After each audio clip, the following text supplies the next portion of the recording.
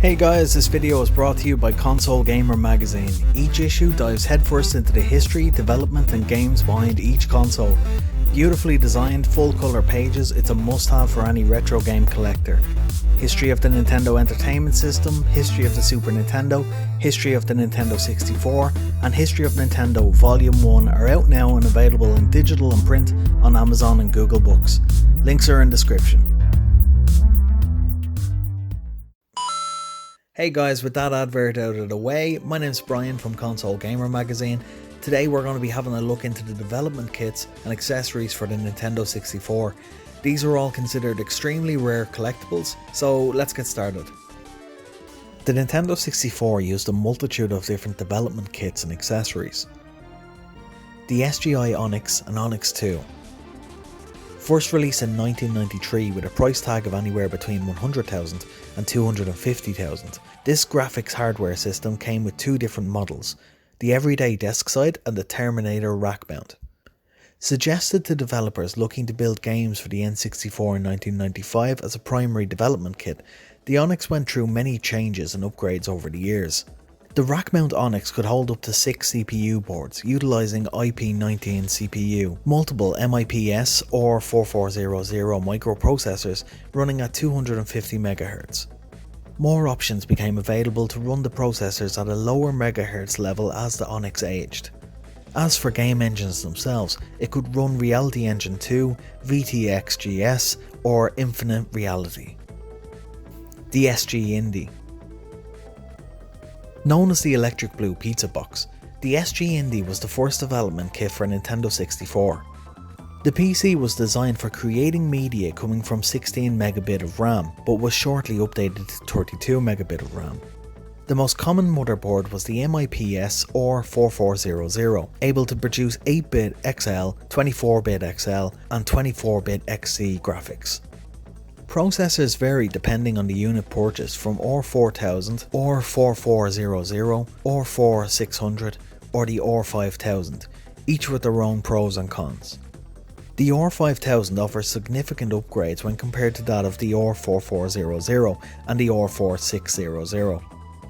Unlike other development kits, the Indy came pre-installed with analog digital I/O, SCSI, composite and S-video inputs for testing and importing multimedia on a wide range of devices. Exporting data in 1993 was primarily achieved by way of floppy disk.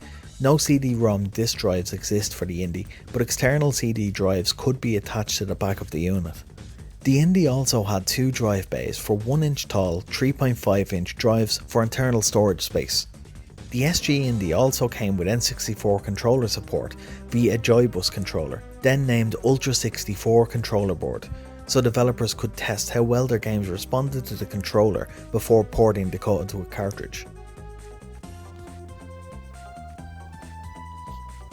The N64 Gang Writer. The N64 Gang Writer, also known as the NU64 Gang Writer, was a device used to write ROMs onto flash cartridges for testing in a console or distributing unfinished games and demos to the media for review. The device was used with the SCSI interface card to connect to a dev kit such as the SGI Onyx or Indy, and capable of duplicating up to 7 cartridges at a single time.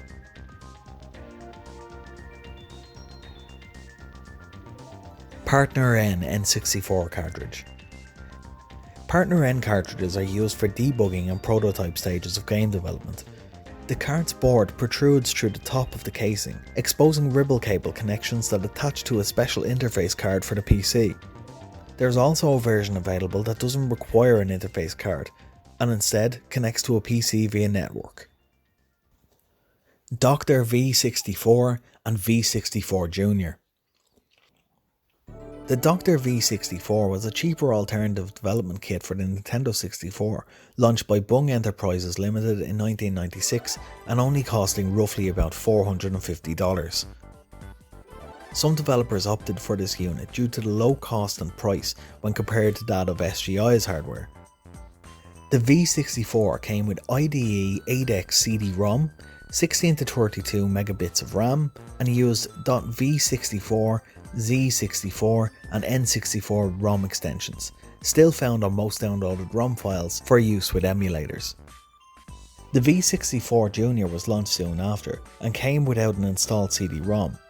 This allowed users to use their own low-cost external hard drives. Iguana Entertainment used the V64 to create such games as Turok, NBA Jam and the South Park series. Due to the V64's ability to back up games when modified, Nintendo sued Bung and successfully stopped the sales of the unit in the United States. N64 DD Development Disk Drive. The N64 Disk Drive development kit was released to developers to create games for Nintendo's N64 DD. Most frequently found in Japan, as the 64DD was never released anywhere else in the world. However, some US 64DD dev kits have been found. The development versions of this device sport a blue housing where the disc is installed. The difference between the standard DD and the development DD was that the standard device could only read officially released game discs, while the dev could only read development discs. If an officially released title was inserted into the development drive, a strange noise would come from the device, with the words "Reference the owner manual" on screen. N64 Test Cartridge. The Nintendo 64 test cartridge is extremely rare and was used as a diagnosis tool to test consoles from the production line and return faulty consoles from consumers. When booted, a menu list of options will appear for audio, video, graphical, controller, rumble pack, RSP and RDP. Once a menu item was selected, the card would either automatically test the hardware or ask the user to perform tasks to grade it as a pass or fail. The cartridge is also the only one in existence to have a red LED on the front to indicate power. N64 Development Cartridge. Development cartridges, or flash cartridges, are used to test games currently in development in standard N64 consoles. Prototypes and demos often got distributed to news and game journalists on these carts. The cartridges are often much taller than the traditional N64 game pack and never intended for commercial use. These would have been the very same flash carts that would be used in systems such as the N64 Gang Rider. Many game carts have been found with early development games, demos, and even unreleased games that were thought to have been lost to history. So that's our video on development kits and accessories for the Nintendo 64. We really hope you enjoyed it and consider subscribing directly to our channel. Remember, this video is being brought to you by Console Gamer magazine, and our current issue at the moment is History of the Nintendo 64. It's currently available on Amazon and Google Play. Links will be in the description. Thanks guys, bye for now.